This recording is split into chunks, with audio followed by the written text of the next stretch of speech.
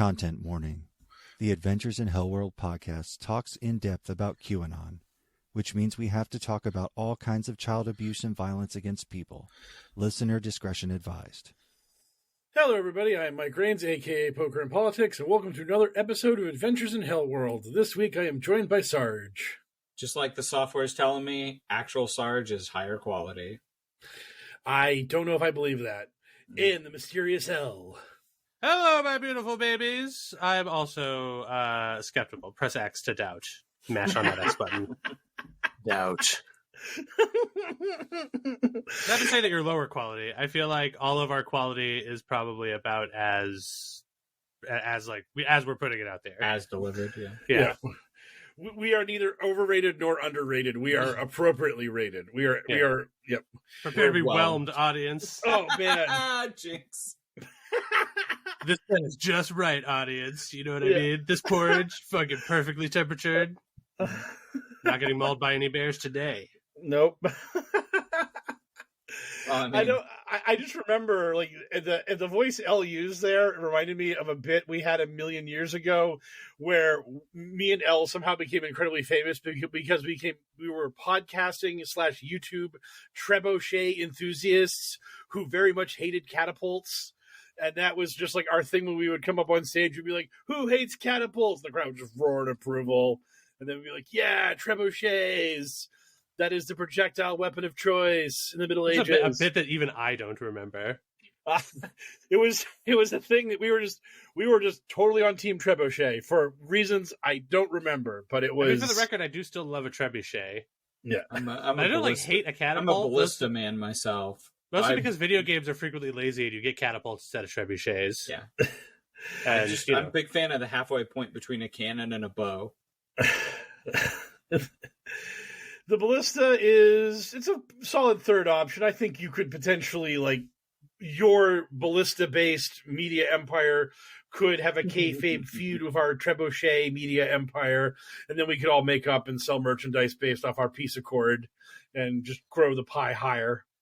I think my favorite piece of siege weaponry is probably just like the battering ram. Just because I love the idea of it's just like, okay, you like 80 guys or however many it takes to lift this huge fucking ram, like you're all on ram duty, and it's like, oh, a death sentence, sweet. Yeah. So it's just like, do we get shot to death as we're doing the ram, or do we successfully break through the gates and then get immediately cut down by the guys waiting there with their bows and their swords and their bombs and their guns and their guns and their bombs? Yes. Yeah. Are we either the first ones through the wall and thusly almost assuredly dead, or are we just killed not breaching the wall? Great. Either way, total Being the guy in the front with the shield line when you see the cavalry running towards you and you're just like, yes, it's time for me to fulfill my duty of being trampled to death by these horses. You know. You gotta really believe in the cause that you're fighting for. Except most people weren't in a position where they could, and even if they didn't, it was like, fuck you, buddy. Here's the shield. Yeah, that's why you're on the front line there, dickhead. Yeah. You should play ball. I guess if you were a French serf, your options were die trampled to death by this horse in a pike, or die from the plague. So dude, the French are like, more than a lot of other people, figured out the third option is to just like literally just be like, hey, there's more of us than them. Let's just kill them. Let's just kill them and and then we'll put some of us in those positions, and then, a few generations down the line, their offspring will be the ones in power that get guillotined. And the cycle continues. I mean, yeah, France, I know France has been around for like forever, but since the French Revolution, they're on like the Fifth Republic now. France is not known for being tolerant of their governments. Dude, they're always protesting too. Those people are never complacent, you gotta give them that. Yeah. Oh, it's my favorite thing in the world when QAnon or right-wing media is like, there's massive protests in France this weekend. Why is nobody covering it? It's because there's always massive protests in France on the every weekend over some shit. They're just like, we don't like the condition of our road. Shut everything down. It's like, yup, it's time for the weekend protest here in Paris. Same as it ever was. And, it's easy for Americans who don't, like, pay attention to the news to think about how bad could it be. It's a French protest because the French are frequently portrayed as weak. But I've seen a lot of footage of them just like hitting a cops with a Molotov cocktail. Like, it's a good thing those guys have big riot shields, because sometimes they get hit directly by the Molotov and become on fire very quickly. I like when their firefighters were protesting, so the firefighters were fighting the cops, and that was interesting. Just a hot first responder on first responder violence. Just bam. We said let it burn! They were throwing the Molotov cocktails. I light a cigarette on the ashes of the city! And then they had no recourse, because it's like, well, you're on fire, and this is very much a problem of your own making. Like, I don't know what you did to piss off the firefighters, but generally everybody likes them over the cops. And they're probably not going to put you out now that you're on fire. They're the specialists in doing that. They ain't going to do it for you. No. Your chances of being put out are very low. If the firefighters are the one putting you on fire. Yes. Well, it becomes like the cool, like, a weird fact. They're firefighters, but now they're fighting with fire, not against fire. They've gone to the other side of fire. They're now fire's ally and not fire's enemy. We didn't start the fire. No, we didn't light it, but we're also currently not obligated to fight it. Yes. They're fire agnostics at this point. They're hitting it. We're hitting it with our hardest thoughts and prayers. It's not working. Damn, it's so weird. That'd be great. I just want like a big like, you know, Catholicism themed fire truck to show up, and a bunch of guys dressed like cardinals mixed with firefighters come out, and they just all start like praying, like just rubbing their hands together and going boop, boop, boop, boop, boop, boop, boop, boop, and just like hoping the fire goes away. You want Catholicism themed fire truck, eh? Do I have the board miniature game for you? It's like, don't worry, we'll save you, Notre Dame. Surely the Lord will hear our prayers. It's called Warhammer 40k, and they have Sisters of Battle, and they are all Catholicism themed firefighters. I'm going to tell you the same thing I told Games Workshop. Stop trying to make 40k happen. 40k is never going to happen. Like 40k is currently happening about as much as I feel like culture can tolerate it, and Lord knows they're trying to make that not true. But I just don't think the masses are ready for the level of goofy shit that 40k has to offer. I just don't. They are probably not. Henry Cavill is our torchbearer. And when that show comes out, it's going to be hilarious. But at this point, it's pretty clear that the only thing that could get it over the hump is an incredibly well-produced animated television show with high-quality writing and some sort of like very appealing art style, like an Arcane. You know, because I also didn't give a fuck about League of Legends, but once Arcane dropped, I was just like, dude, this show is litty titty, and now I know all of these League of Legends characters, kind of. And, you know, but bully for me and bully for them. Way to crush that IP, guys. You really did it. They did. But I don't think some, like, chunky 40k, like, live action thing where some, like, guy in what looks like a military football uniform shows up, takes off his helmet, it's Henry Cavill, and he goes, time to kill space bugs! Everyone's going to be like, yeah! Because they tried that with the Halo TV show, which is a much stronger brand, and it failed very bad. I can't argue with you in that it's a stronger brand, but it was a very bad show, so...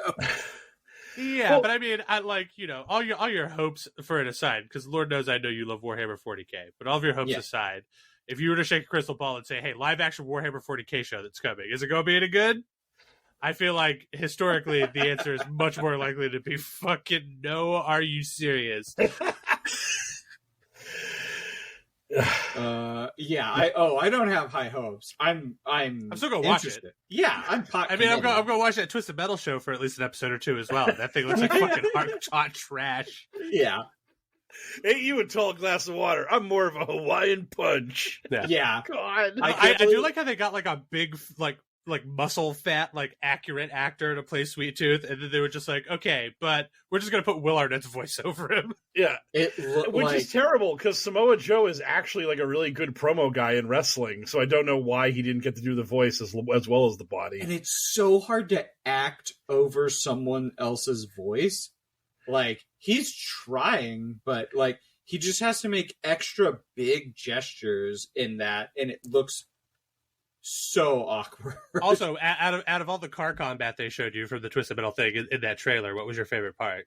Yeah. Mine was the part where they didn't show any of it. They were just like, hey, you know what everybody's favorite part of Twisted Metal was? When Sweet Tooth fought the Falcon from Marvel Comics inside of an abandoned casino. It was lit. Everybody loved it. Yes, the greatest part. Okay, vamping over. Let's get to the real show. It's Boosh time. It's time for a light sampling of insanity. Get ready for the amuse-bouche. And to borrow a phrase, don't worry, baby birds. We know what you want. It's probably the whole news segment. So, but We'll first get we have there. to talk about, we have to travel back in time to a few days ago and retread the interminable news cycle that was the air quality. Ooh, the air quality in New York, man. Remember when that smoke came in? And anybody with a fucking camera, which is to say literally everyone on Earth, decided to take pictures of it from New York and be like, whoa, look how orange it is. Well, it turns out that I guess that was, there was a sinister hand at play. Ooh, Mike, Was there? What was the sinister hand of fate sweeping over the New York City skyline and going, ooh, look at the Diablo marketing. I'm so clever. Oh, well, yeah, Big Diablo was definitely involved in this. But on top of them was the fact that this was not climate change. 100% not climate change, because climate change is fake and bullshit. No. What this Okay. was Got it. was Soros-funded arsonists and other fanatical leftists just arsoning the shit out of the Canadian wilds in order to generate that sweet, sweet Canadian smoke that could rush into the northeast of America and blighten the skies of New York with, in order to then indoctrinate the sheeple into caring about air quality and thusly caring about climate change and thusly passing the draconian laws that will crush American industry and institute global communism and bring about the one world government. Do you remember the opening, Elle? You remember the opening to Captain Planet, where they were just like needlessly making pollution, seemingly for no reason? Is that? Yeah, I mean, that was exactly, I think that was Duke Nukem Whole deal. He was sort of just like, fuck the planet, just burn it. Yeah. I'm a lunatic who hates nature. I'm made of radiation. Is that what was happening now? There's just Soros is just up there just making smoke for no reason. Well, it's the reason is to get everybody scared that climate change is real when it isn't. Okay. And then it's literally a false flag via firestorms that are being created by the deep state in order to trick the sheep into voting for the Democrats so they can pass the Green New Deal and crush America's capitalist economy with our communist renewable energy and all that other see bad the stuff. fucking smoke. It's not. Yeah, Mike, I think if it's literally anything, it's literally a smoke screen. Yes. Let me go to the program, guys. Come on, it's right on time. It's so on the nose that I'm afraid to break your bubble mic reins, but you're obviously a stupid fucking moron for believing in that. That's a stupid thing for you or anybody else to believe, because what's really happening is that they're using the wildfire as an excuse to disseminate the particles that interact with the vacuna to start to manipulate our DNA. This was the moment. Note, this was a thing I saw on some corner of the internet. Like this, like when this floated around, I read somebody poking fun at this conspiracy theory that the wildfire smoke contained the secret, like that, you know, the part B to the part A that was the vaccine shot, and now, oh buddy, get ready for everyone to turn into Teenage Mutant Ninja style mutant animal hybrids or whatever. Like, that it's sounds coming. rad as shit. You said vacuna, and I thought you meant hoo-ha. So I No, was very that's confused. Vaguna. Oh, That's okay. an You easy understand mistake my to make, though. confusion. Yeah, it's partially because of my dialect. Yeah. Yeah, sorry, no. But you don't want to get like Vacuna Matata. That's like, hey, I'm happy that you did the right thing. Vaguna Matata, like, you don't want to just throw that out there. Yeah, especially not on the East Coast. Yeah, I mean, you know, in some places that means you're looking for a certain kind of place, if you know what I mean. Yeah, it's the same as tapping your foot under the stall door.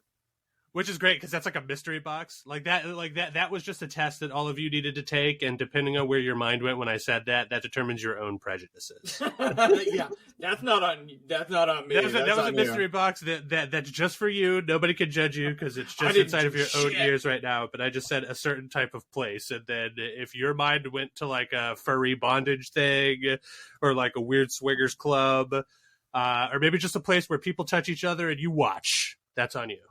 Yes. What are those called? The touchy place. I wouldn't know. That's not my bag. Yeah. Okay. That's why I don't go to strip clubs. Yeah. It's also why I don't like throw money at the window of bakeries or whatever. Like, I'll give you the money when I'm eating that. You know, that's. And I've had this conversation with many people bouncing outside of strip clubs. You know what I mean, bud? I'll give it. Yeah, that's right. The dog gets it. The dog understands. The dog gets it. Dog's on your side.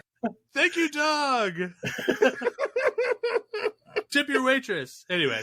Boom. So yeah, at least 2 different conspiracies over this air quality thing, which a lot of people on Twitter like. So I was annoyed by how much this was on Twitter. I fucking hated having to read about this all day. But at the beginning, when people were right now getting in there quickly and making their good point or taking their funny pictures, like, because I must have seen like 100 different people with that Diablo picture floating around there. It's like, we get it. It happened. It's funny. Like, but somebody's already posted that. Like, you're not doing anything new. Anyway, some people make good points, which is to say that people on the West Coast or people that are like closer to Canada to begin with, like, this is nothing new to them. They're just like, oh yeah, big fucking wildfire smoke. Because Canada's policy for this is to just like, hey, if the forest is on fire, you like just kind of let it do its thing. It's forests are going to be on fire sometimes. That's just the way it goes. And the only time anybody was clutching their pearls this time was because the weather pattern took it to New York City, where a bunch of pearl clutchers live. And then they all got their pearls out and put them on and then clutched them very tightly. You mean with Arrakis? one hand while taking photos with the other. And just be like, dude, it's like Mars. Yeah, I get it. And then it's been like Mars all day. Shut up. Yep.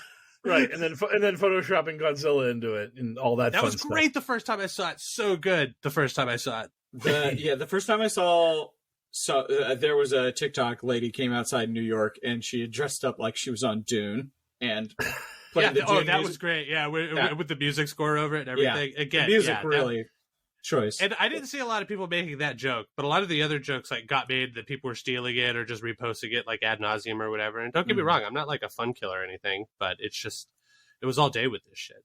And especially the people that were like taking it extra serious, who was just like, oh my God, being out with this is like smoking 6 cigarettes. And it's just like, yeah, I mean, like, I don't know, that's not that many cigarettes. And also, like, what are you going to do? It's a wildfire. Like, who are you looking to blame here? Like, I mean, sure, yes, climate change is a real thing. Tell your friends. Yeah. But aside from that, just put your mask on and just grin and bear it. Like, it's smoke. And the real problem with cigarettes is that they're addictive. Not that smoking a few of them is bad for you. No one went through the air of New York and is now suddenly addicted to breathing like soot-filled air. Like, oh man, I need some more of that soot I don't know, air. Man. You're one of those people who ripped off that Godzilla photo and posted it and got huge engagement numbers. You're probably just like, damn, I wish that every day was Orange New York Day. I could steal so many memes. I can steal so many photos and not credit the original person and post it and have hundreds of thousands of people just be like, you're so witty and clever. And you can be like, thanks, I'm on SoundCloud or thanks, I'm on OnlyFans. And it's just like, no, we're not interested in either of those things right now. And if you want days that look red or orange like that, you get a couple a year in Iraq. They can just go over there. Yeah, and sometimes they're like much more intense than that. That shit is like that is like nuclear red. Like we are inside the containment room and the alarms are going off red. It's crazy. Yeah. Everything's crazy though. I mean, if I went outside right now, it was orange, I'd be like, oh shit. And I'd be like, crazy. Maybe I should take a picture of this. And then I would send that picture to my closest friends. I would be up on Twitter and just be like, look, it's one of 1,000 photos. I don't know why this stuck in my CrossFit bad. I'm sorry, audience. Anyway, more importantly, it's a very bold stroke for the new Soros to initiate. Either that or it's the last masterstroke of the old Soros, because apparently the evil empire is changing hands. Mike Rains, what do we know about the new Soros? The new Soros is Alex Soros, one of George Soros' sons. And George Soros has made it official that he is moving his, the way the media headline frames it, his empire, the Soros empire, is being bequeathed from George to his son Alex. And now Alex Soros is in charge of what they claim everything. Is yeah, oh yeah, he runs the world. He absolutely runs the world. So Soros is they stated that Soros's net worth is like $6.7 billion. So he's really not that big of a billionaire when you really? That's seriously it? I mean, don't get me wrong, that's obviously enough money where you should be guillotined, but like, yeah, that's not fuck you money. That's fuck me money. Like, holy shit. But they say the Open Societies Project, which is Soros's big, that's the big thing that he uses to donate money to these organizations that try to basically get liberals and leftists elected, which makes Soros evil and bad, because when you become a multi-billionaire, you are supposed to give your money to right-wing groups so that they can elect conservatives and neo-Nazis to power. And any billionaire who actually goes the other way is a class traitor and a monster of the highest order that needs to be shunned. So QAnon had been talking literally for a few weeks about how I haven't confirmed this yet, but I'm hearing that George Soros is dead. And like that, our boy Greg Phillips from True the Vote was one of the first people to promote the Soros is dead narrative, and then never got it confirmed because he's just a fucking liar who just likes lying on the internet. And now we have officially confirmed that George is alive, but also because he's moved the family business to the next generation, QAnon and everybody else can take a deep sigh of relief because they can continue hating the Soros name for decades to come, because now they have a new evil Soros, and Alex Soros is like 37, so he's going to be around for forever. He's going to be your grandkids will grow up hating Alex Soros. It's going to be incredible. You're going to have such a good time raging against this very rich person who is also Jewish. Not that matters to you guys at all. Winky wink, but yeah. So this is our leftist boogeyman maintaining boogeyman status in perpetuity. Alex Jones and all the rest of these assholes are so happy. They're so thrilled. Yeah, they're pretty excited. But it doesn't actually change the status quo at all. It's just what one guy who was already a billionaire is just more billionaire, and one old guy is also still a billionaire, and he's just not doing anything anymore.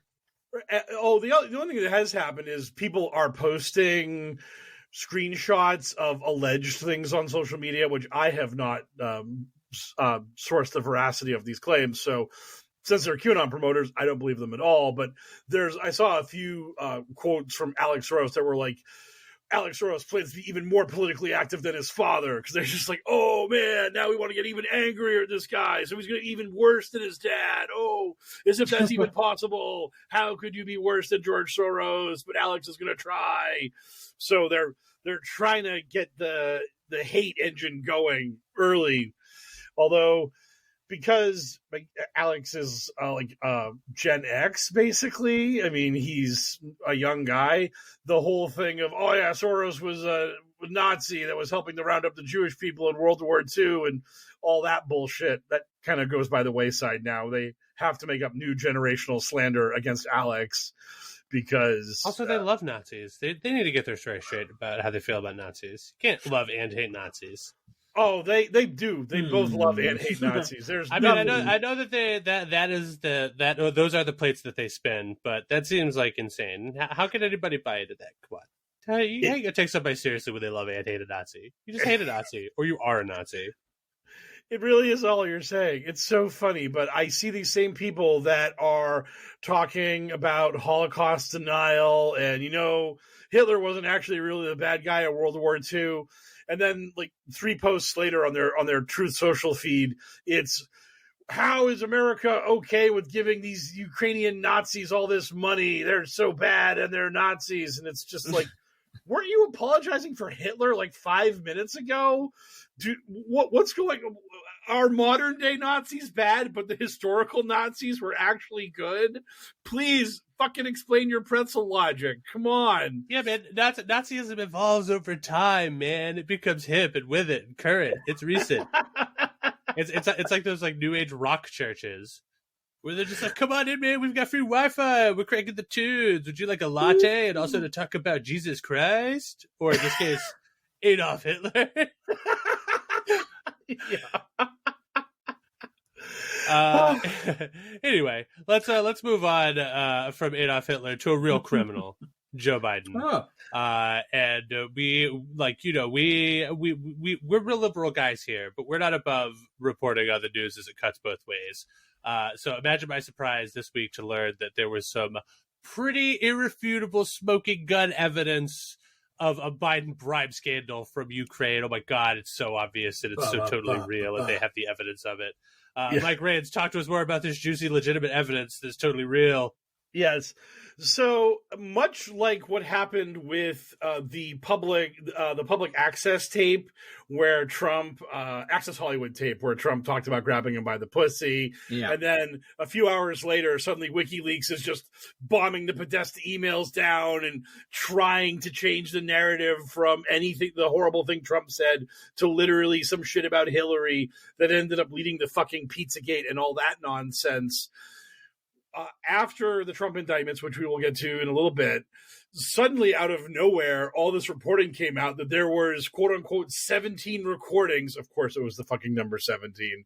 It was 17 recordings that this guy had talking to Biden, Joe Biden and Hunter Biden, about bribes, about financial exchanges they were going to be having, and how this guy was going to like give the Bidens lots of money in exchange for all sorts of crime that he was totally going to commit. And Biden was just like, you know what I love accepting is massive bribes while vice president. There's nothing Joe Biden likes more than that. And we've had a bunch of Republican elected officials and all kinds of other people coming out of the woodwork to be like, oh my God, like this is truly the most incredible, like actual documented evidence you could ever imagine. We've totally got him now. Like the Bidens are going down this time for sure. And then today, I believe, Ron Johnson, the senator from Wisconsin, was asked about these this recordings, and he's like, "We're not even sure if they're real. We're digging into it. We're looking. We're gonna see, but suffice it to say, right now we're not sure. But we're hopeful. We are hopeful that the recordings will be found and that they will be verified. And then, boy howdy, we'll have Sleepy Joe this time. We'll finally have caught him. Yeah, we finally got him this time. We got him when he had documents next to his Corvette that he immediately turned over. I'm like, yeah, these probably shouldn't be here. Here you go. Here's all of them. Yeah. Well, I mean, okay, I'm game. So have they released this? Like, where's the tape? I want to listen to it. Do I have to go to Joe Biden's SoundCloud? You probably will. The actual quote from Ron Johnson was, we don't really know whether the tapes exist. I mean, we just don't know that. Whether this was just a bluff on their part of whoever the executive was. We think it was Michaela Skolansky, just absolutely aggressively Eastern European name that I'm just butchering, the CEO, the corrupt oligarch, but we don't really know. So maybe he was bluffing. We don't know. So they have exactly as much evidence of this as I do of Bigfoot and Mothman? Yes, about that much. Only you don't have a propaganda arm like Fox News to broadcast, Sarge locates Bigfoot. I mean, they've got as much evidence as anybody has on Trump, you know? Oh, yeah. They're the same. In fact, I feel like it's probably time that we start talking about what evidence may or may not exist against Mr. Donald Trump in our headline news segment, which is going to be 30 fucking minutes of just talking about Donald Trump. From the digital headlines to the digital front lines, it's Q's in the news. Trump!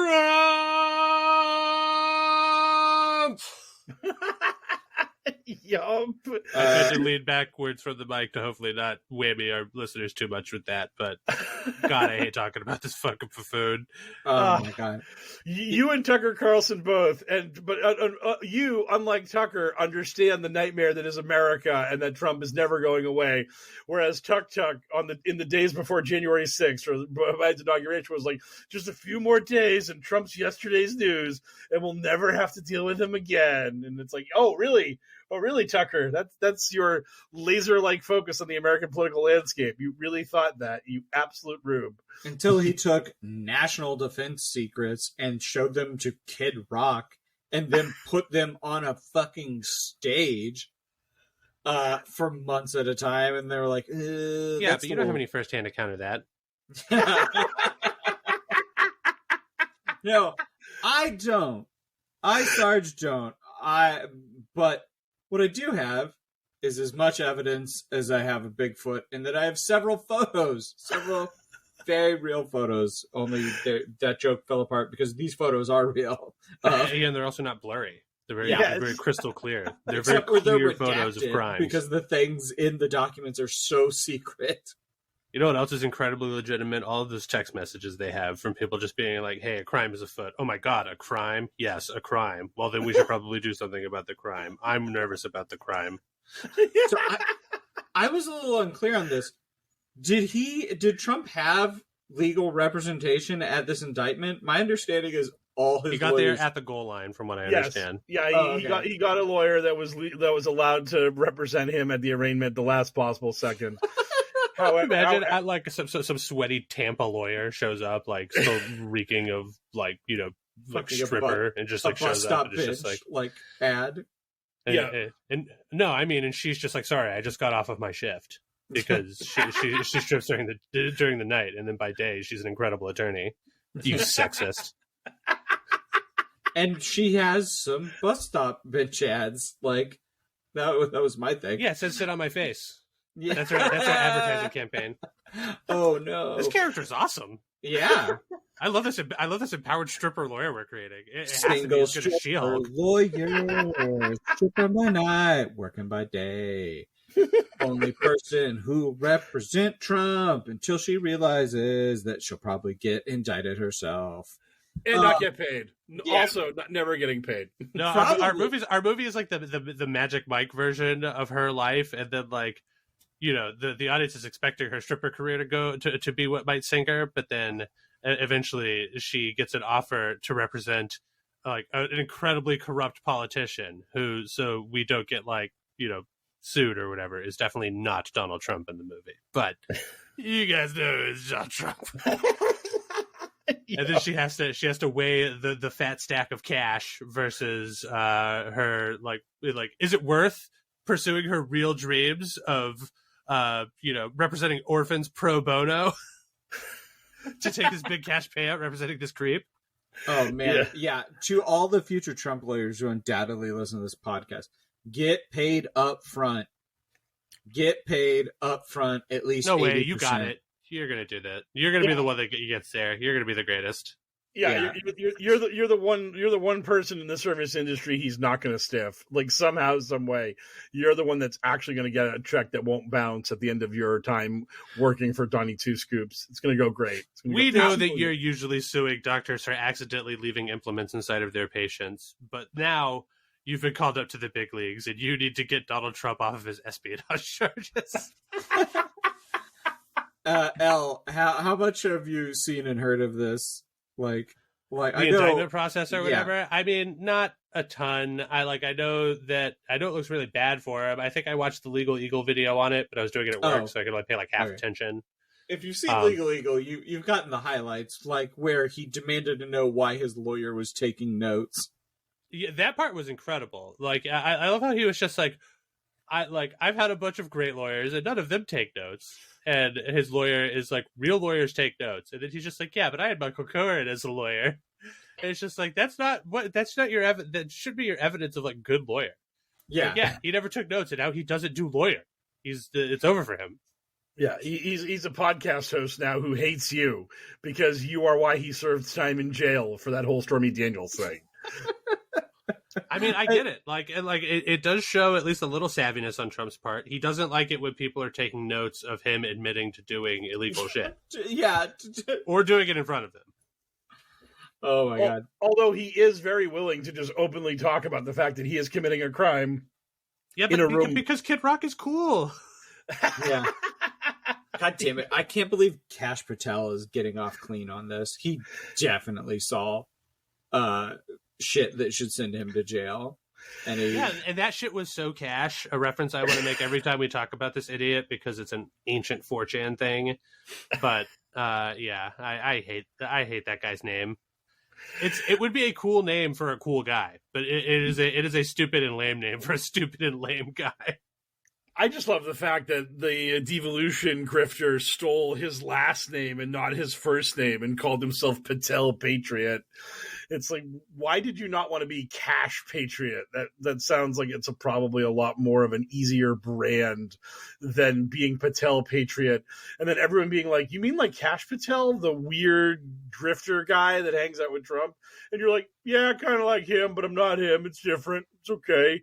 Cash Patriot sounds like the name of a rapper that's getting a lot of positive buzz in the non-white part or the non-black parts of Texas. Yes. You know what I mean? Cash Patriot turned state's evidence. I have that right? He, like Cash Patriot is, there should be the name of that idiot who was doing the anti-Target rap, the MAGA chud guy with his ridiculously groomed beard. See, when I think of Cash Patriot, I think of like physical fitness. Though I picture one of like a good old boy who like hits the gym, so he looks like he's in Zero Dark 30 or whatever, but he just like drives around in a Hummer along the border, hoping this is going to be the night where he gets to shoot somebody. He's like, come on, let me just catch one of them in America. I'm just going to shoot him so good. Don't shoot him real good. I'm going to be the next Kyle Rittenhouse. It's going to be so great. I'm going to be on that gravy train for forever. Yeah, well, I mean, to look at him, it looks like Mr. Rittenhouse has eaten quite well. It looks like he has parlayed his little bit of stardom from getting off murdering people, and he's parlayed it into gaining a lot of weight, at least in the face. Yes. So congratulations, karma has come for you. It is making you look very doughy, not unlike L. L doesn't show his doughiness in his face, really. So you are becoming doughy in a different way to L. Get ready for your life, your sex life especially, to take a real turn.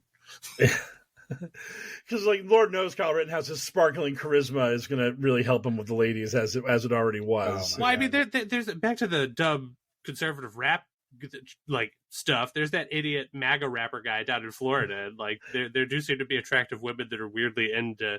I mean, despite the fact that he just looks like a juggalo who washed his face paint off, like, there's still attractive women who are just like, oh my God, it's you. You like that rap guy. And it's just like, yeah, I rap about how I hate transgender people. Oh my God, let's have sex. Welcome to Florida. Take that in Florida. Finally, the podcast is coming around to knock you down a couple Finally, pegs. someone was brave enough to make fun of people in Florida. Yeah, what could we say about Florida that hasn't already been said about Florida? Yeah. Probably nothing. Nope. But yeah, we had, on top of him showing shit to Kid Rock and Kid Rock being like, I don't know if I should be seeing this. I can't wait for that. I can't wait until they have the witness list for the prosecution and fucking Kid Rock is on it. It's like, oh my God. But you also, we have the thing that we have the transcription of. I don't know if there's actually been audio or if someone just did the AI voice generated bullshit, because I heard the audio, but I can't trust its veracity at all. But we have the transcript of Trump being like, hey, if I was president, I could declassify this, but I'm not president, so I can't declassify. But hey, look at it anyways. And the staffer being like, well, then we have a problem. And Trump's like, oh yeah, I guess we have a problem, don't we? And they're both just laughing nervously about like, this is a crime. What I'm doing is fucking illegal right now. I'm in danger. Yeah, I love reading those transcripts. It would literally be like back to back. He would just be like, this is still technically classified, so I can't show anybody. Look at this. Like, that would be his segue. It'd be like, I can't show this to anybody. Would you look at this? Would you look at how top secret this is? This material is so sensitive. Like, really, really think at how sensitive it is with your eyes. If this got out, it could get so many troops killed. You have no idea. Now, hey, put your camera phone away. Don't do that. Just look. You can gaze, but don't photograph it. It's great. Yeah, this is Kid Rock's latest single, Korean Missile Silo Locations, comes out and bombs in the States. Like, nobody cares. But yeah, it does big numbers overseas. The B-side is how we would invade Iran if I were going to do it. Yes, the O.J. Simpson style invasion of Iran. I mean, to be fair, is a document that just says like with drones and missiles or whatever, like circled like a couple of times. Does that count as a classified document? I feel like that's how I would do it. I want to invade this place. How would I do it? Well, I'd probably start by leveraging our ability to push a button and blow up somebody across the world a few times. Let's start there. Step one. I'm just going to blow them up by pushing a button. God. Yeah, Man, I mean, see also our proxy war in Ukraine. It is just so magical that we elected this absolute dumber than dirt moron to the presidency, and that he is just such a unrepentant, unrelenting criminal that he can't stop criming at all times. It's just all crimes all the time. I'm hearing people complaining now. They're like, yeah, they got him for this, but they haven't got him for any of the stuff he did while a president. And it's like, so what? Like, the man's a perpetual crime machine. He'll probably commit 3 more crimes next week. He's never been told no, and he's never been held accountable for anything in his life. So the fact that the government was like, yo, Donnie, give us the documents. You really shouldn't fucking have them. Just give them to us. And then Donald Trump was just like, yo, lawyers, is there any way I can keep these documents and obstruct justice with them? Because I really don't want to give them back. And the lawyer's like, no, please give them back. And he's like, but what if I say I did and then didn't? What if I just fucking crimed? Yeah. And the lawyers were like, well, we can try to help you with your criming, but it's a bad idea. And Trump's like, I don't care. I want to crime. I want to crime so hard. You have no idea. Oh, Mike, you're leaving the last juiciest nugget out, because then after that he escalated to what happens if we just make them disappear. Yeah. He was like, what if there just were no documents? You know what I mean, guys? Or just take out the really bad ones. Just pluck them out. Just like what if it turns out that the documents aren't there? Yeah, it's what just if they're like, gone? Okay there, Chip. And you know who must be kind of like fuming mad right now? The 2 people could be fuming mad. Either one, it's whistleblower guy who chose now to either heroically tell the truth or blatantly lie about the existence of UFO materials in the government's possession, or Donald Trump. One way or the other, because either it means A, aliens are real. There's no fucking way they told Donald Trump about it, because he would spill the beans to everybody. So now Donald Trump is sitting there fuming mad because he's just like, what the fuck is this alien shit? I don't know about this. Or B, fake whistleblower guy, because Donald Trump's mere existence is just like, there's no way the government has access to alien technology. If Donald Trump knew about that, it would literally he would have told Kid Rock about it the next day. He would have picked up the phone in Area 51 and he would have been like, Kid Rock, dude, I'm looking at a UFO right now. It's so sick. You don't even believe it, buddy. Yeah. I saw that joke that wasn't a joke, and I was like, yeah, that is, man, either our government, like, either the secret shadow council knew that Trump couldn't keep his mouth shut, or we don't have any alien information. I think I saw like someone tweet that was about like how he would have made a Sir story about the alien overlord if he had known they existed. He would have been like, Tachyon the Vile came up to me with tears streaming down his eyes saying, sir, you're the greatest president in this galaxy. In this quadrant, no one's better than you. And he was like, yes, Tachyon the Vile. I truly am the greatest of presidents. And you're if it really is the aliens yes thing, it'd be great if they just don't, like Independence Day, they just never tell any they never tell any of the presidents. So like all the living presidents are learning about it now because of the whistleblower. Like we're almost just like Obama's just sitting in his room, just like, UFOs. What the hell's this? Nobody told me about these UFOs.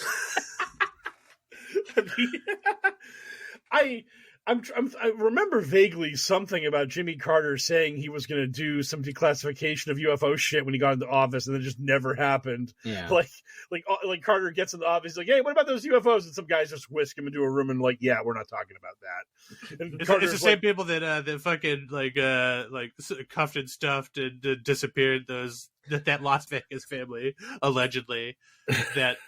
Sure seems like they decided to hoax a little UFO thing and it got way out of hand and they were just like, you know what, we're done talking to the media actually. Or the government got to them, depending on who you want to believe. Oh, I always want to believe the government did it. It's much more entertaining that way. Jesus. I mean, absolutely, yeah. But I mean, like, you know, at some point, like, I'm not like a QAnon fanatic. At some point, I'm going to be tired of being edged, and I'm either going to want to get off or I'm going to want to get off. You know what I mean? Yes, exactly. Oh, God. And now supposedly Logan Paul says he has UFO videos. Okay. Oh, We'll get to that when he shares them. For now, we have to keep talking about Donald Trump because it's the covenant we've reached with our audience. We can only stray off the path for so long. Yeah. So I saw 37 counts and 38 counts. I don't think it makes too much of a difference. 37 is the number I'm seeing, but it may actually be just the Trump counts. Maybe the 38th count is his buddy, his chauffeur, his chauffeur, his body man, all these things, all the different terminologies they've used for him. Nawada, I have no idea how to say the man's name. I'm terrible at names. I apologize to everyone for butchering it, but yeah, the poor guy who was like the box handling guy. That's not Kash Patel, like that guy who. No, this guy's Box Patel. That's his name. Yes, Box Patel. Exactly, Box Patel. Not Cash, Box. Oh, poor Box Patel. You are in a peck of trouble, and they're probably trying to get you to flip, like, ASAP to save yourself.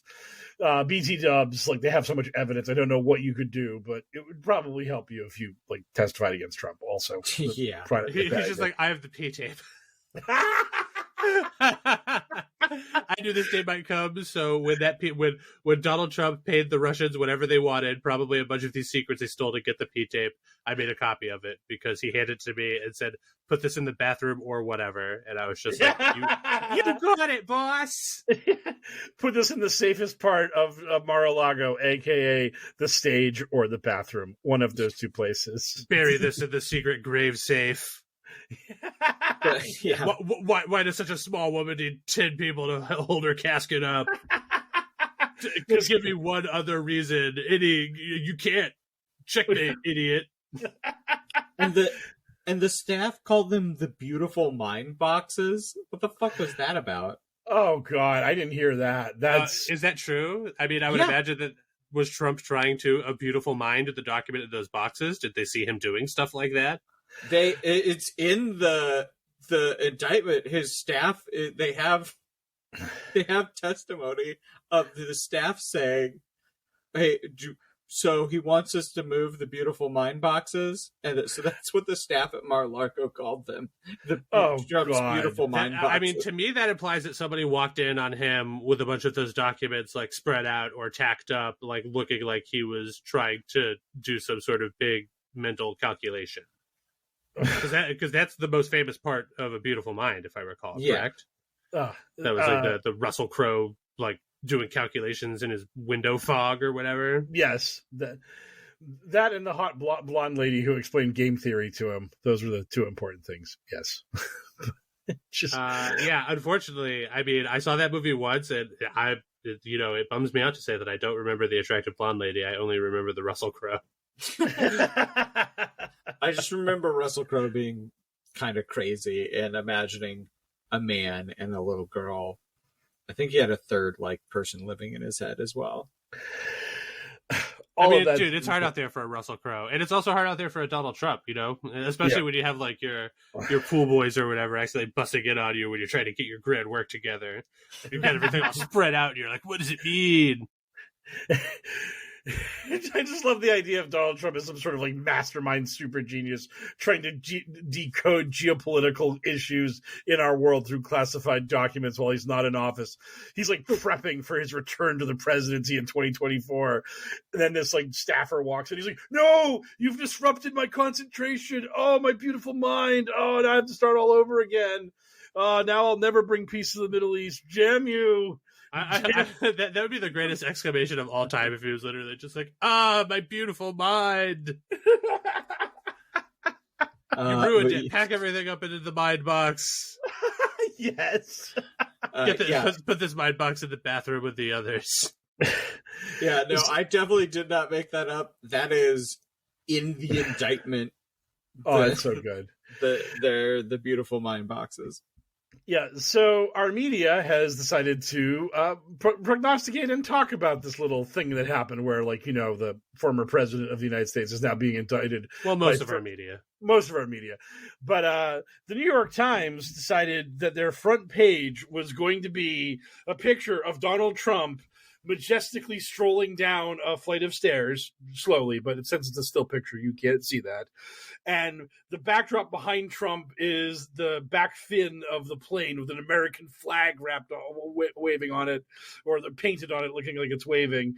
And the headline reads, "Momentous scene in Miami as Trump pleads not guilty," which, man alive, New York Times. Is this a Trump campaign rally? Did Trump stop by Miami to shore up his support in the state as he goes against Biden? Yeah, it turns out no matter how momentous the scene was inside of the court when he made his plea, nobody would know because everyone was like verboten from taking any photos or whatever from inside there. Right. So we have no idea how majestic it was. If I'm assuming courtroom sketches may have already come out if such a thing is there, but otherwise we can use AI to imagine a doughy orange Donald Trump slumped over a microphone going, "Not guilty," or possibly standing up and going, "Not guilty." And, you know, his sweaty lawyer who just touched down from their flight from, you know, wherever, like just frantically shoving loose papers into a briefcase. There you go. I painted you the picture, New York Times. Momentous. Yes, the most momentous, and also not literally, apparently, a campaign ad for Trump on the front page of the New York Times. Meanwhile, Fox News decided to post a Krylon on the bottom of their screen during yesterday's affairs, stating, quote, "Wannabe dictator speaks at White House after having his political rival arrested." Yeah, I saw that. It's fucking wild. Just going straight whole hog. Joe Biden is basically Hitler, and he's trying to turn America into a one-party hellscape by crushing his political rivals via this totally unsupported indictment, which, oh my God, maybe we shouldn't say these things after the whole Dominion thing, but maybe we have to, because our audience demands it of us. But just imagine what happens if it turns into a one-party system, Mike. Healthcare for everybody, education becomes easier, infrastructure gets built and maintained. People have rights, even if they happen to be trans or gay or whatever. Yeah. Or not white. It's well, all let's not get too crazy. It's all anecdotal, but Rhode Island and Montana have the exact same population within 1,000 people and vote on very different directions. And you can just look up how those states fare in terms of like education levels and crime and immigration. Yeah, but the people on the other side of that coin, they don't give a shit. They don't give a fuck. Nope, not in the slightest. Yeah. So originally when this was all happening, we had our Republican primary field basically standing shoulder to shoulder of Donald Trump and declaring what was happening from our Department of Justice and Jack Smith to be just a bridge too far. This is unacceptable. This is political persecution. All of us Republicans, even though we're running against Donald Trump, we stand with Donald Trump. And then the whole proceedings and arraignment happened, and suddenly Chris Christie found a little backbone, got on the television and started telling everybody about how Donald Trump's kind of a piece of shit, kind of sucks, and he's kind of a crook. And maybe just a little bit. And maybe Trump's not the best play for the Republican Party. Maybe we should be looking elsewhere, like me, Chris Christie, 2024, going to get 5% of the vote, if I'm real lucky. And then we also had Tim Scott also going to cap out at 5%. Tim Scott came out and was just like, this indictment, not great. And we're seeing Republicans gently putting a toe in the water about maybe this indictment is our attempted off-ramp from Trump. Maybe we don't need to stick with him now that like his obvious criming is obvious. And as QAnon promoters have posted about yesterday's festivities, there were some folks out there who said Ron DeSantis hasn't tweeted at all today. Don't trust him. So this is kind of the big moment. Is Trump's quote unquote biggest rival, aka the guy he's like clobbering by 30 or 40 points in there all the polls. Does old meatball Ron decide that now is the time to actually finally lean back and throw his little fist towards Trump's becoifed skull and finally take a swing at them and talk bad about him? So QAnon and the rest of the people that are already mad at DeSantis They're waiting. They're waiting to see if Ron's going to try to use this opening to go after the God Emperor or not. Speaking of QAnon, what's their take on the whole sitch? 5D chess? Is Soros winning? How's it going down? Sure, right? Okay, so the QAnon thing is really interesting because on the one hand, you have the people that are trying to find a way to justify how Trump's like still winning, because that's really where their mentality is always at. They've got to be winning. It's got to be good. The other side is that this is actually happening to Trump, and this is a bad thing, but Trump, being the superhuman, just Jesus-like figure that he is enduring all these slings and arrows, is accepting all this abuse upon him, because America has to be woken up to the two-tier system of justice in America, and that Trump's persecution is triggering the Great Awakening.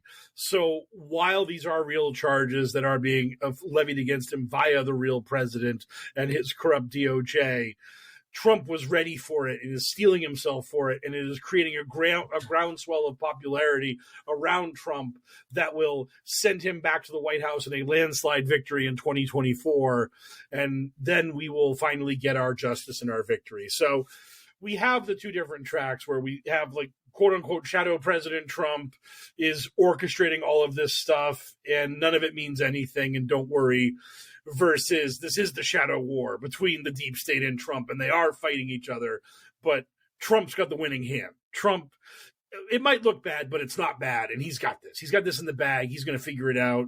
And also, and their favorite thing is that now that they've indicted Trump, we can indict Biden. We can indict Obama.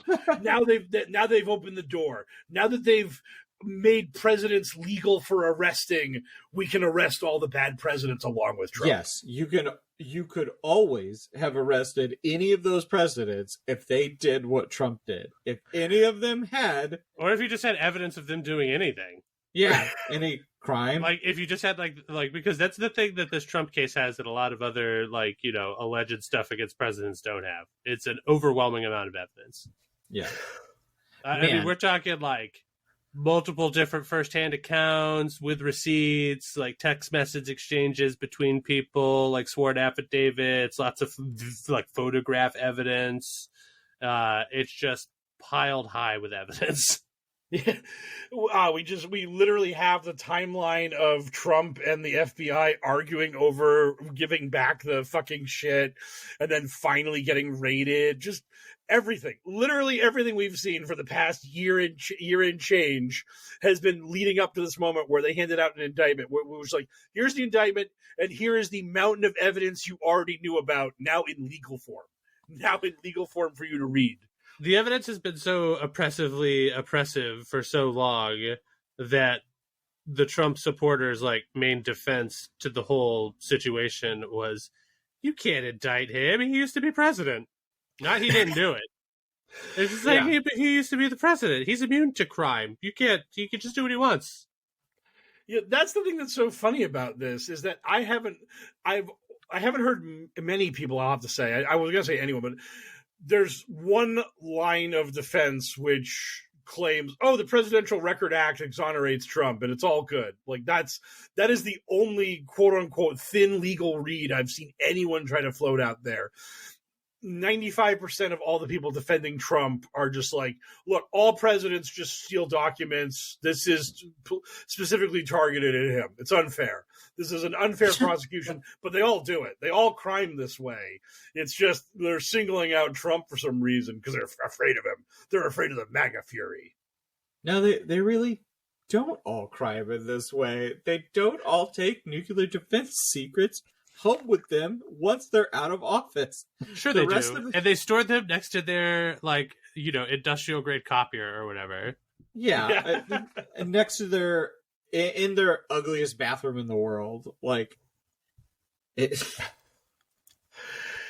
yeah, our dumb orange boy has worked so hard to get himself nailed on this. I can't wait until the fucking Georgia indictment comes down, and because I remember the foreperson from the Georgia jury, the grand jury that like put the indictment list forward, she said that the tape we got where Trump was like, yo, find me exactly the number of votes plus one I need to win again Georgia, that wouldn't be conspicuous or anything. Update, Georgia declares Trump wins by 1. Ain't that interesting? Yeah. But she was like, oh yeah, there's more audio tapes. It was even worse than you know. So when the August, they say he's going to get indicted in August. So like when that comes out, there's like literal tapes of Trump just going, look, Georgia Republicans, crime harder for me. I need more criming. It's just going to be like, Jesus fucking Christ. Will it ever end? No, it won't. He's just going to be on tape, in texts, everywhere for the next year plus, just criming. We're just going to get. It's going to be hard for him to run a campaign when he's fucking constantly having to go to court. Yes. Now, if he gets, I don't know how fast this is all going to move, but man, a lot of this evidence seems pretty, how you say, slam dunk. If he gets convicted, can he still run for president? Can you? Yes. Yeah. Okay. Yeah. Even if you're convicted of even if he's convicted of a crime, he's still, because W.E. Du Bois or Debs, Debs ran for president from prison. That was like that's the parallel that people are talking about now. You can run for president as a convicted criminal. So the Michael Cohen, the hush money Stormy Daniels thing, that trial is going to start in March of 2024. So like that's going to be kind of in the early part of the Republican primary. Right. So we're going to see where his big boy crimes line up for that. Because that was the thing that I was reading that was kind of interesting, is that the Cohen case will definitely be done by the general election. Or by the general election, it'll be done by November. So the thing that there was this article where like Republican strategists are worried, and someone was saying, well, he may not get convicted of anything until the Republican primary is over. So how do Republicans try to square that circle? Because it's like he's winning in the Republican primaries, and then he gets nailed of all these convictions when he's one-on-one against Biden, and then it's just like, fuck, what do we do now? How much of a flight risk do you think he is? Because I keep going back and forth. Every single minute, I change my mind on how much of a flight risk. It was 0%. Fleeing the country would be admitting defeat. That's oh god, I want him to flee so badly. I don't care if he spends the rest of his days exiled in Hungary. I'm okay with it, because it'd be the funniest thing in the fucking world if Trump just like flew to Russia or something and just hung out with Putin for the rest of his miserable life. And just gave a bunch of interviews talking about how he got run out of his own country after being president by the corrupt Joe Biden. Yes, exactly. He does occasionally. And you know what? If he does that, we need to commit right now on the show. If Donald Trump goes that route, we need to dedicate time on our show to just be like, yeah, you know what? We did do that. And go fuck yourself, buddy. And you know what? Like, look at how strong we are, Republicans. We cannot be defeated. Don't even try. Stop your useless struggling. We've defeated your god. Send him to exile. Yeah, Trump does occasionally listen to other people. That's why I keep flipping back and forth on him being a flight risk. Because, man, it just feels like there's a chance. When has he ever listened to anyone? He says it's his idea. Like, I feel like so you're speculating that he listens to other people. Yeah, look at that he does. I just think it would be really funny if one day if this federal case just took a bad turn on him and he turns on Fox News and they're like, Biden up 15, Biden winning Texas. And then he's like, fuck it, gas up Trump Force One. We're going to Moscow. We're fucking doing it. Like, if he just actually thinks his whole ace in the hole of becoming president to avoid jail, if he suddenly just thinks that isn't going to work out for him and he's just like, fuck. Oh, if he goes to jail, do the Secret Service have to watch over him in jail? That's been, oh god, I've seen so many think pieces about that on the internet. I just kind of think he had to get house arrest, or they have to build like the Magneto prison for him, where he just like hangs out in his own little like quiet cell with the Secret Service around him. Must be nice. I mean, I guess being the president does really make you immune to a lot of shit. Yeah, must be fucking nice. Must be fucking. You know what else is nice? Our mailbag. Oh, look at you stealing the fucking segue. Fine, I'll do it. Our listeners got questions. We got answers. It's time for Q&A. It's okay. I was ramping up to a pretty indecent joke, so it's probably for the best that we segued away from it. Cleodora Silvestri, the HellwQrld Grand Inquisitor, says, imagine you open your very own Q-themed roadside tourist trap. What do you name your attraction, and what is your gimmick to get those sweet, sweet road trip tourist bucks? The Looking Glass. Yeah. Looking Glass is really good. That's really solid. I think I might call it like Q and U, and I'd have all these like cardboard cutouts of like Trump, Marjorie Taylor Greene, and Flynn, all very much prominent, so you can get photos of them. But you'd also have like snickering teens like taking your logo and then like doing little drawings of Q like being in you. You know what I mean? Q in you. Jim and Ron's Basement Pizza. That only targets us, the ironic anti-QAnon people. It has to be. You have to just be more. You have to be more pro QAnon with our tourist trap here, because we're trying to get them in the door to let us grift off of them. We need those sweet statement. Jim and Ron's it's Comet Ping Pong is the name of the attraction, and it's a full recreation of the establishment. But there's like one of those big like cartoon rope snare traps around it. Like in like a big like suspiciously bent over tree next to it. And our Comet Ping Pong has a massive basement with just all kinds of dangerous looking stains of ichor on the ground. There's a slide. So the point of the attraction is that we attract all the pedophiles, and then they show up, and they set off the snare trap, which rips the top half of the building off, leaving just this basement foundation. And then you, the person, the proud American red-blooded patriot, you are just at the lip of it with your gun. It's BYOG because stuff is expensive, and then they're just like rats in a trap. You got them right where you want them. Fucking got them.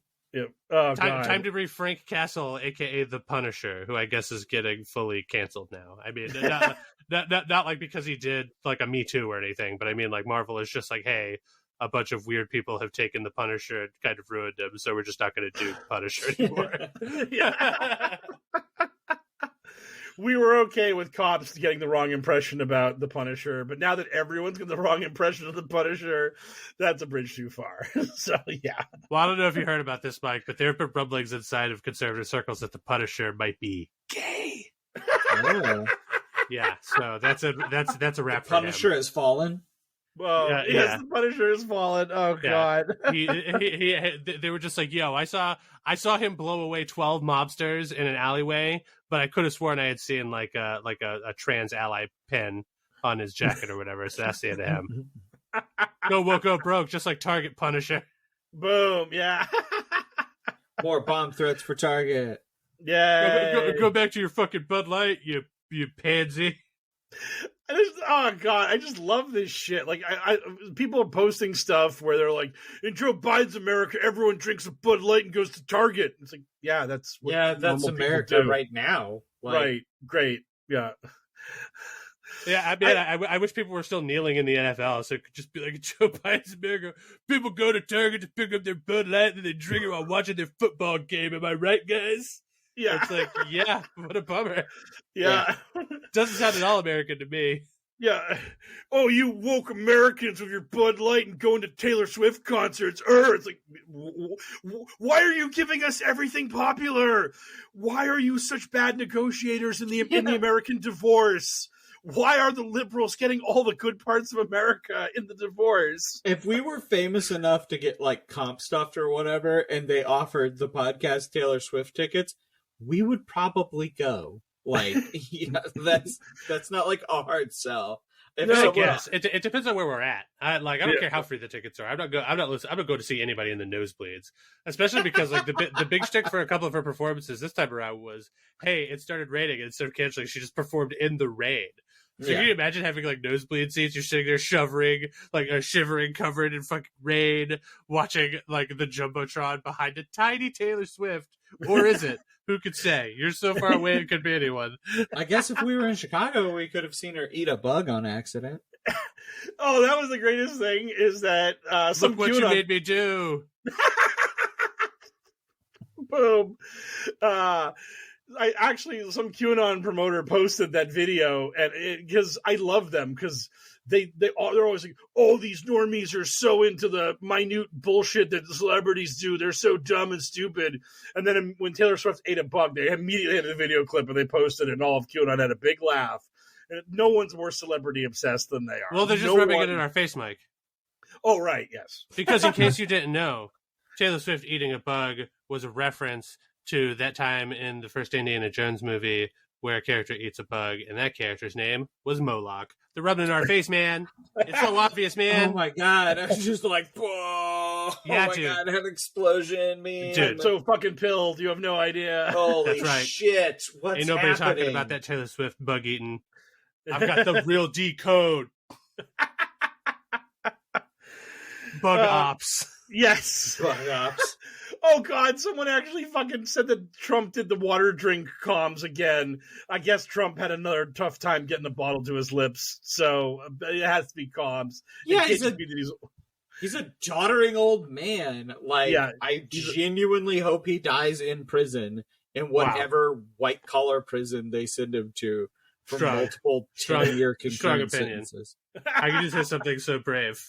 Yeah, it's so controversial. I'll stand by that statement until the day I die. I hope Trump dies in prison. Man, Sarge really going out on a limb there. Boo, boo, boy, man.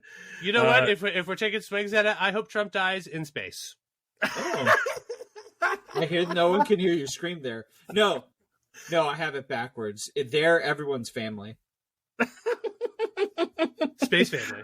Yes. Fast 11. Space family. In space, everyone's family. Oh God. It's Fast 11 : space family : get fucked lost in space parentheses that family. He comes I back don't- from space driving a car. Like, how is that possible? He just has a big Dude, Rainbow Road. Yeah. Oh, man, we're really doing it. Since you two have a Trump dying thing, I want Trump to die in the middle of a campaign rally, just so QAnon has like the next has 75 years of conspiracy theories. Just Zapruder filming his heart attack as he like slowly walks away from the podium and then just goes to a knee, then just crumples, Yeah. and then them doing chest compressions, and they're like, that Secret Service agent was killing him. This is what they hit him with a dart, and then the guy came over there and was like broke his ribs and on purpose and No way that the guy would be CPRing him in Morse code. And like yeah, for Yeah. CPR cobs. Yes. For the record, I don't want Trump to die from violence in prison. I want him to die from neglect in prison. Some Okay, sort of. So, and then let me have in mind for the record, I do want Trump to die from violence in space. Again, I don't know how that works, but I want Trump to die by violence in space. Let's I go. mean, there's a movie about that. It's called Alien. Just 500 billion tardigrades just tear them apart. Just water bears in space. Just skeletonize them like little piranhas. It'd be Or great. maybe he heroically gets up there, it like leads the charge for a Space Force mission against the aliens that were landing in Las Vegas that were totally real. They give him the old offer: join the military or go to jail. So he has to join Space Force, even though he's quite old. And then they just send his ass. Get works. his ass to Mars. Get Trump to Mars. Leave him there. We can get Elon in on this. This works. We can bang out a script by Friday. This Send is Elon money. to Mars too. So thank you for the question that we totally lost the plot on. Much appreciated. Thank you. There was a question. No, that whole thing was my attraction. Yes. That's what you get when you go through the looking glass, baby. Pancake Peasant asks, what is your best gaming hobby shop experience? I ran a hobby shop for a few years, so that was my best experience, was owning one and having people play Magic the Gathering and other stuff inside of it. That was fun. It was a cool thing to do, but I was very poor at running my business because I was a giant moron. Mm-hmm. But it was a good time, and that it was a good community. We had that was my game. Was back then I was like heavily invested in the Magic the Gathering, and so just spitballing with people, building decks, just working on stuff and all that kind of stuff. It was definitely a different time in Magic when like the internet was smaller and like decks weren't just solved immediately. Yeah, I mean, I know that Mike and I were both playing Magic back before the internet was really literally anything. I mean, I guess the dojo was up and running at some point during that tenure, but like I think we both even got started pre the dojo. Oh yeah, we were pre-dojo. My favorite moment, or my biggest moment on the dojo, was some guy. It was either regionals or states. I forget which tournament it was, but he scrubbed out. I scrubbed out, and we were playing each other in a meaningless round 8. We both just didn't drop. We were like, "I'm here. I might as well bang out every round I can get, just for the DCI points or whatever." And this guy accused me of cheating on the dojo, just outright. Like, he didn't go so far as to say I cheated, but he did say, I guess if you want to prevent cheating like a pro, you got to spot cheating like a pro. And I didn't even hear about it. And then the next time I went to a Magic tournament, like my weekly Magic tournament, when I showed up at that hobby shop, they were like, "Oh, look at you, the cheater!" And I was like, "What?" And then they showed me, and then like they told me to go online that night and check the dojo, and then I found the article, and I was like, "What the fuck?" I think you were there. In fact, I know you were there when the Lord of the Rings card game was out. And I was playing in a local tournament, and I didn't know that I was sitting across from the guy who was like, I think, like in the top 5 in the state, like in their whatever their rank system was. And I was some rando scrub that didn't care about Lord of the Rings, was borrowing somebody's deck and playing in this tournament because it was happening in my town. And then I smashed him. And I caught him cheating in the middle of the match, and I just let him get away with it at the time because I knew that I was smashing him so hard that it didn't matter. And then afterwards, I remember going up and talking to you about it and just being like, "Yeah, I kicked that guy's teeth in, and also he was cheating, and I was beating him so badly that I just let him do it." And then we found out that like losing to me cost him like 120 rating points or whatever. I just love the fact that like he's like so behind the 8 ball in that game that he's just like, fuck it, it's worth cheating at this point. I gotta do something so I don't lose all my rating points to this guy. I think it was one of those times where I was just like, where he was just like, okay, like it's time to get to like the Minds of Moria or whatever, and I was just like, okay, well, here's my Balrog, because that always happens. But also, if you have the Nut Hand, here comes my Troll Keeper and the Cave Troll. And so I was just like, I have the best. Boom. The best deal. I have a couple stories. I was also there with Sarge when he opened were you going to say this? The Celestial like Tiger Mount or whatever for the WoW card game. Yeah. That was in your LGS. You were just like, let me get one of those packs of that thing. That guy looks so sad because he was about to start cracking packs from the store, and I bought a pack of Dark Moon Fair, and opened Celestial Tiger or whatever it was called, Spectral Tiger, and then sold it for $1,000. Score, baby. Definitely the most high value card I've ever opened to date, no questions. One time when I lived in Omaha, I was playing a game of Friday Night Magic, and it's when Magic still had ratings, and you had ratings, and I beat some kid, some like shitty teenager, and he got so salty. I was playing Mono Black Vamps. I don't remember what he was on. And he got so salty, and I found out later he was the Nebraska state champ. So his fucking rating took just an absolute dumpster after losing to me, guy who played occasionally at F&M. And then when I worked at a game/comic book store, I just remember this like teenager was just ignoring his girlfriend, who was like, they were going to the beach clearly, and she was just like, come on, let's go. And she's just like incredibly hot, just all over him, like, let's go to the beach. And he's flipping through the Yu-Gi-Oh binders, and I just go, no, you're done. And I cut him off. And I was like, no, you don't need Yu-Gi-Oh singles. Take your hot girlfriend to the beach. Get out of it. You're cut off. Like, get out of here. I'm going to save your life. I had a lot of fond memories. A lot of them which are made up, of course, because this is a comedy podcast.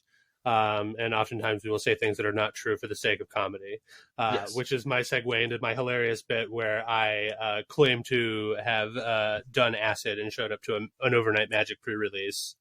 And that was a fun time. I definitely wasn't there with you for that one. That was good. What a time to be alive, if that happened, which it didn't. Oh, all this reminded me because I also played some of the Lord of the Rings game before they destroyed it, and my Lord of the Rings moment was I was playing a deck and my opponent their deck was sputtering. It was not working properly. Yeah, they were not getting the proper protectors for Frodo. And then my little tiny Moria orcs swarmed over him and Frodo was overwhelmed and I bested him in the game. And he looked at me and said, "Good game." And then he just, like, as he angrily scooped up his cards, he yelled, "A monkey could have done that!" And I was like, "Yep, whatever, man. Sorry, you Oh my lost." God, Mike! I can't believe I forgot this, but you telling that story reminded me of what has to be my favorite LGS memory. It was when I was 13, I think, and I was playing the Pokemon card game. And I was a large child, for the record. Like, even at this age, I was about 6 feet tall, and I was probably over 200 pounds. I was just a big kid. I'm sitting there, and I'm playing, and I'm playing against this little kid or whatever, and I ended up beating him. And I think he was getting one of the rules wrong, and I wasn't correcting him because it was not my job to correct him. So I beat him. And then I think his father noticed what had happened, like, rules-wise, and got angry at me.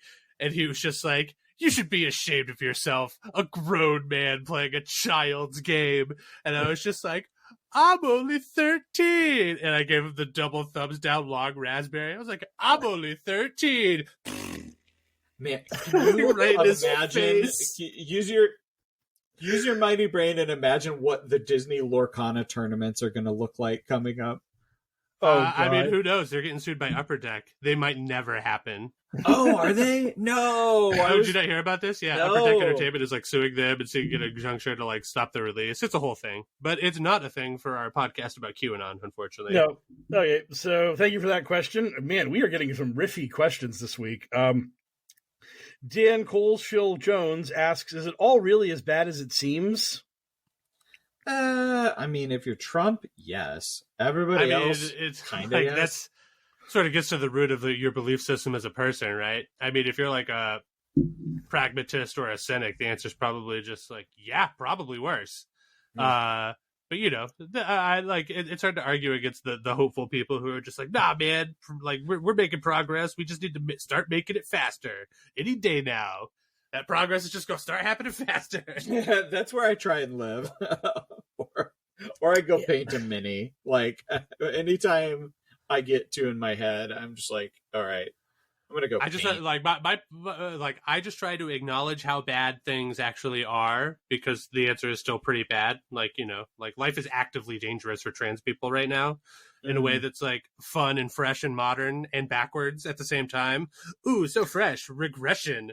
Like it's in this decade. But you know, I try to make my personal life better, so that way I'm in like more of a position to just sort of like, you know, spread it around, like get to an opportunity where I could just like start doing small acts of good, and it's not like affecting the bottom line, like fucking up my life.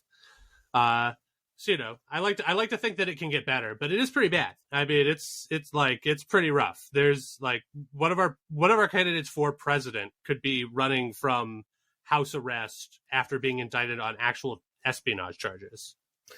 Oh yeah, that's not a good look. It's hard to spin that to just be like, things are great. Yeah.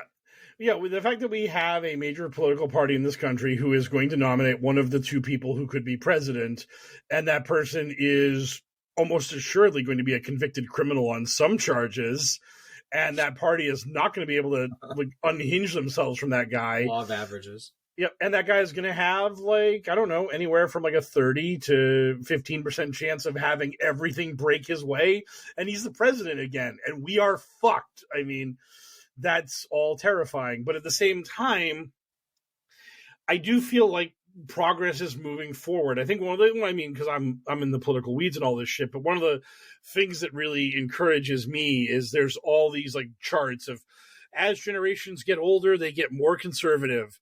And then suddenly Gen Z is actually becoming more liberal as they're getting older, because the youngest people in America are just like, we're getting a raw deal. We're getting fucked. Like, all this bullshit you people have been doing to us, no, this ain't working for us, buddy.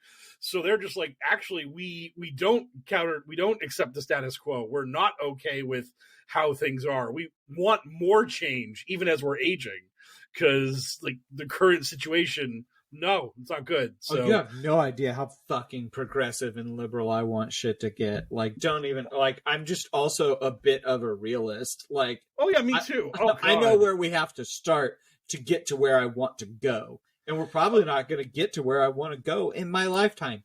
And I don't want to. What self-respecting liberal wouldn't want all of the like progressive shit if you could just wave your hand and make it happen?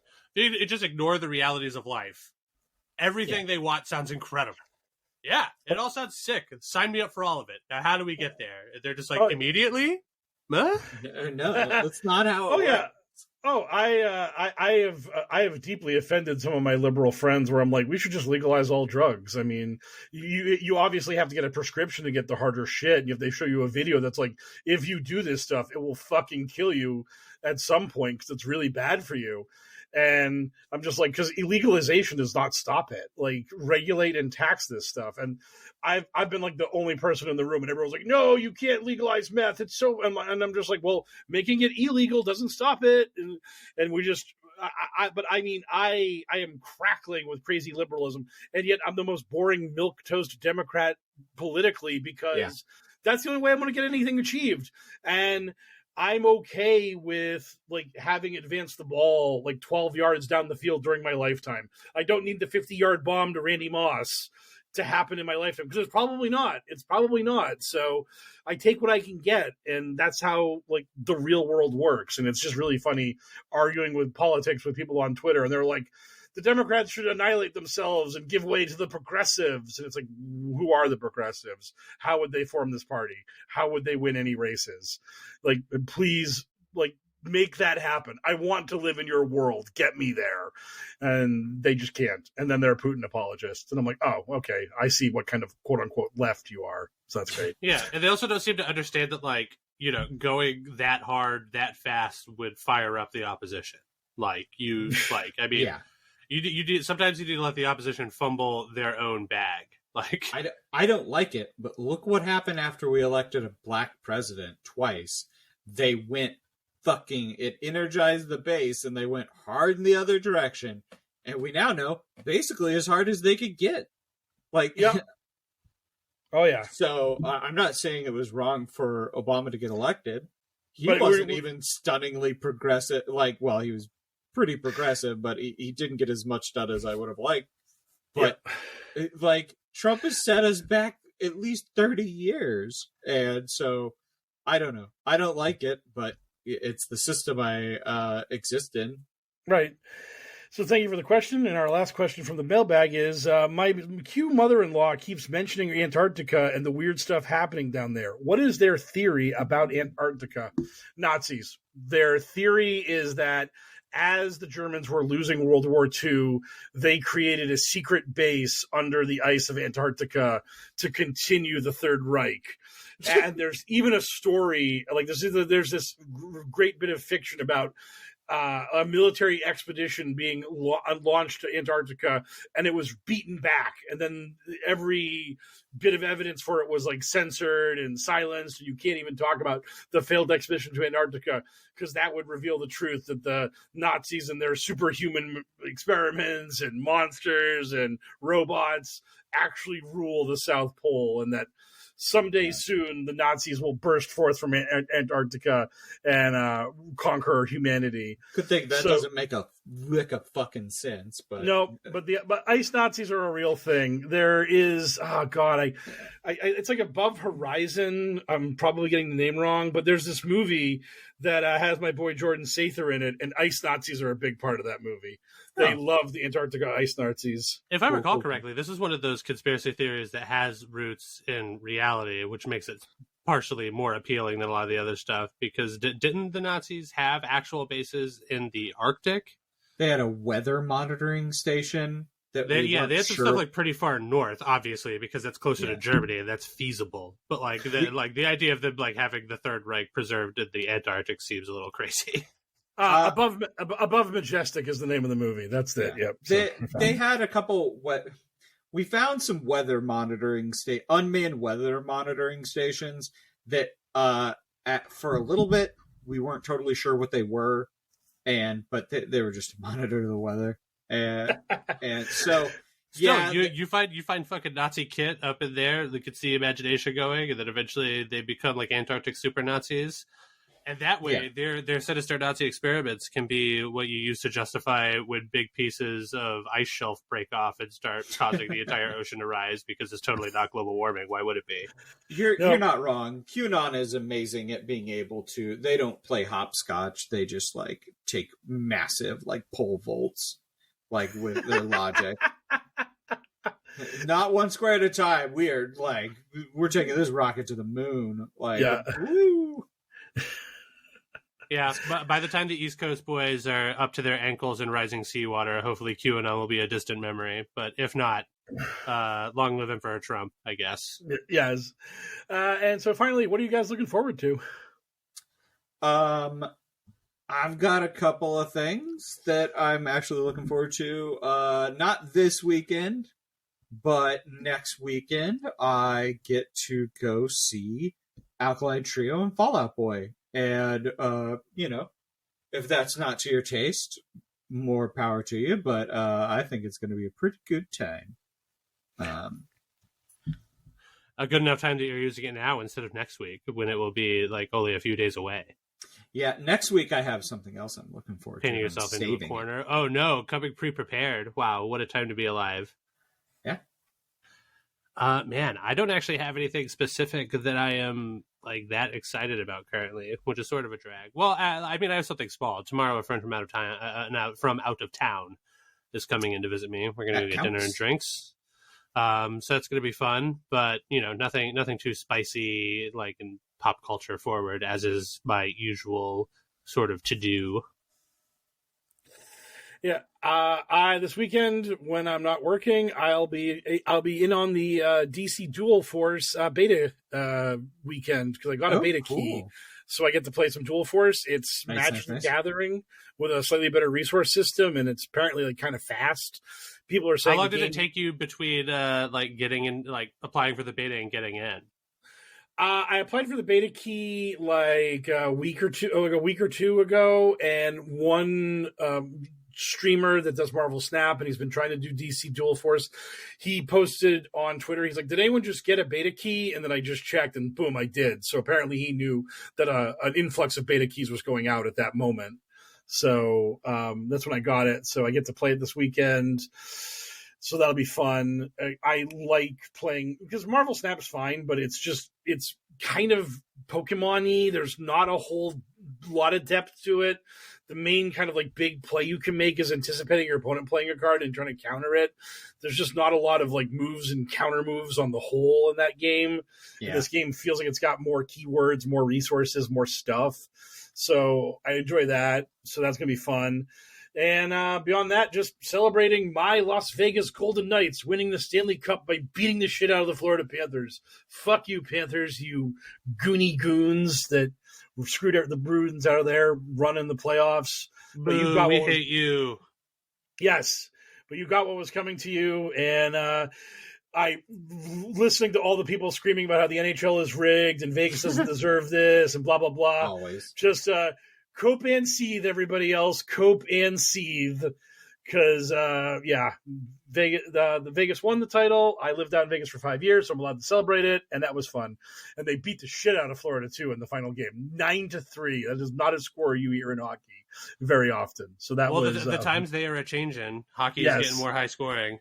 I hope so. I hope there's like routine 10-piece nuggets next year in the NHL. Just people getting smashed for double digits. Wow, 10-piece nuggies. Never heard that one before. Well, as it relates to the hockey or sports in general. Well, MMA and boxing, people love it when a guy lands a combination now. So they're like, oh man, he hit him with a 3-piece and a biscuit. And then you watch the video and it's 3 punches and the guy goes down. So I wonder, like, one would imagine that originated in UFC or MMA or whatever, because it's like, in theory, much larger and more zeitgeisty. But I have only heard that term in fighting game community, the FGC. I've heard the term I do 3-piece wonder and a if it biscuit. crossed over. Yeah, Yeah, I mean, as far as I know, they're the ones who got salty to go mainstream. Now everything is salty all the time, always. So yeah, maybe the UFC people stole it from the fighting game community because I've seen it, like, it's omnipresent in UFC commentary. Wombo combo came from Smash Brothers. Yes. Anyway, enough of that horse shit. On that note, it's time for us to gallop majestically on our proud steeds out of HellwQrld for the week. Thank you so much for listening and supporting the show. If you'd like to continue to support the show and do so slightly harder, but still for free, you can do so by leaving us a 5-star review wherever you get your podcast from. If you've got money and you'd like to give it to us, we will take it happily. You can visit patreon.com/pokerpolitics to tip your dealers. Anybody who tips $5 or more per month gets access to our slate of bonus content, which includes everything we have in the can already, over 50 hours worth of content there, plus anything we decide to do in the future.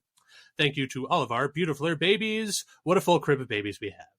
If you have money and you don't want to give it to us, you can do some good with it. We suggest a place to do so being love146.org, an organization whose vision is the end of child trafficking and exploitation. That's in their own words. It sounds pretty cool to us. Thanks as always to DJ Minimal Effort for use of our intro song. Still no social media for them. What a lad. However, you can find our buddy Frosty, who does all of our voiceover work, on Twitter @FrostyVO. You can find the show that you're listening to, Adventures in HellwQrld, on Twitter @HellwQrld with a Q instead of an O. I am on Twitter @HellwQrldL, spelled the same way. Sarge is @SargeantHell, and Mike Rains is, of course, @PokerPolitics.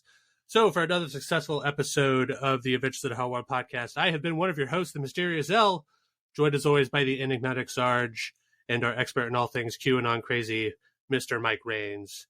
And you should be ashamed of yourself, a grown man playing a child's game.